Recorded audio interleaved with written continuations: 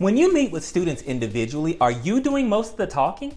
In this video, I'm going to share 8 ways to make your individual sessions more engaging so students want to open up and share more with you.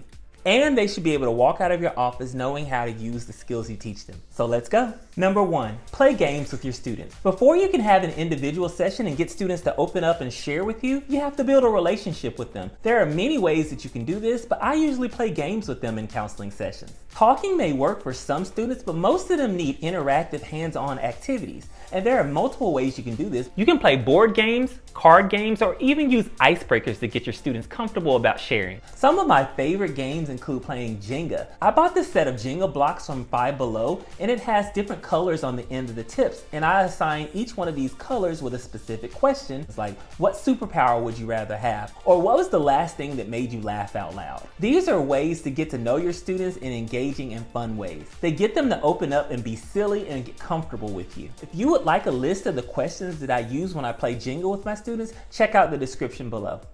Number 2, create a plan based on referral behaviors. Before I was a school counselor, I worked in mental health and I learned to make intervention plans specific for behaviors that students display. For example, if you notice that Johnny is aggressive with other students, then you want to make sure that your interventions that you share with him in individual sessions are tailored to his specific needs. Teach him coping skills, empathy, and problem-solving skills. So this helps you narrow down so you're hitting the specific targets that this student needs, which helps you to follow up with that student and see if they're using the interventions that you share the next time that you meet with them. And if you would like a separate video where I show you how to create intervention plans for students, drop in the comments intervention plan. Number 3, have resources readily available. This is a school counseling organization hack, but it definitely helps you to level up your individual sessions.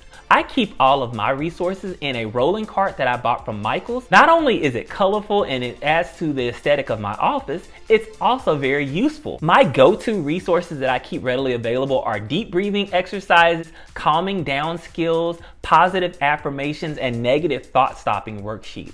But you can build upon your library and resources with whatever you see that your students are needing. That's why it's really important to send out a needs assessment so that your students can tell you what are the things that they're struggling with, and you can prepare and find some free or inexpensive resources on sites like Teachers Pay Teachers, or you can create your own. But again, the goal is to have these things readily available so when students come into your office, you don't have to scrounge around and look for them. And if you would like tips on how to be organized as a school counselor, check out this video on the screen after you finish watching this one. The link will be in the description below.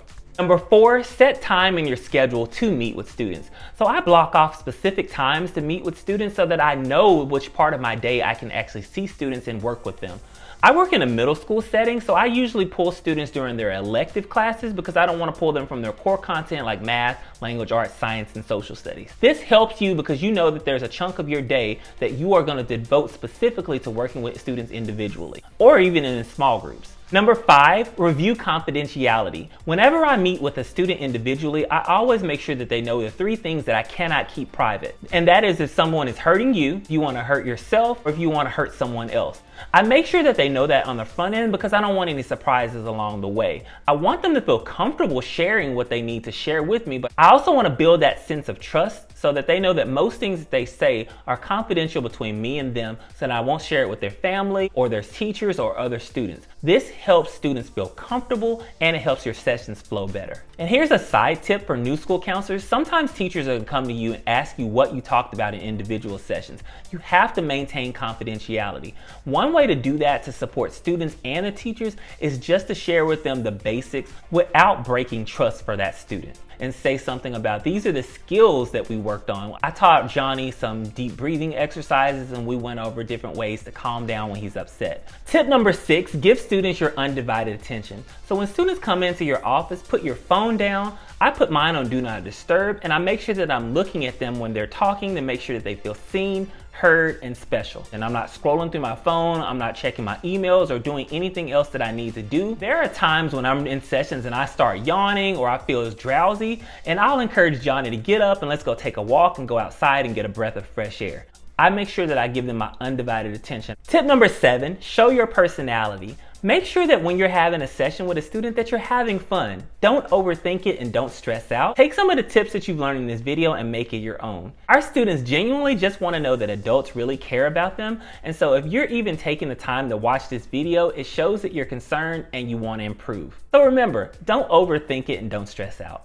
And tip number 8, have students teach you the skills that they learned in this session. Before I end and send them back to class, I have my students teach me what they learned. I want to make sure that they have actually internalized what I have taught them. I encourage them to teach me as if I'm the student and they're the counselor. This helps me understand if they process what I've taught them. And again, I want them to use their own language and share it the way that makes them feel comfortable and best for them. And I also tell them, you don't have to say it perfectly, just teach it the best way you know how. Especially if you have resources available, like if you have a worksheet or a deep breathing exercise, I have them show me exactly what they learned. I want them to be able to use the coping skills they've learned in the session with me, but also they can go back home and they can teach their family or their friends the coping skills if they know how to teach it. That's why before they leave, I make sure that they teach me what they have learned. Comment below, what was your favorite tip from this video? I'm really curious to know what you plan on using the next time you have an individual session with your students.